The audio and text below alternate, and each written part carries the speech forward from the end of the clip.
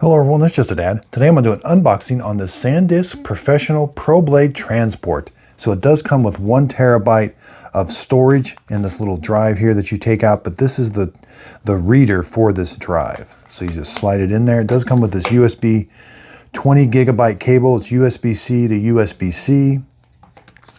On the back here we have a USB-C port.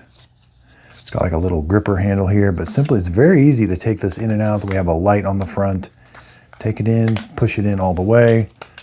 Measurements 5 1/8, 2 3/4, and about a 1/2 inch thick. Now this is the Pro Blade SSD mag. That's what they call this.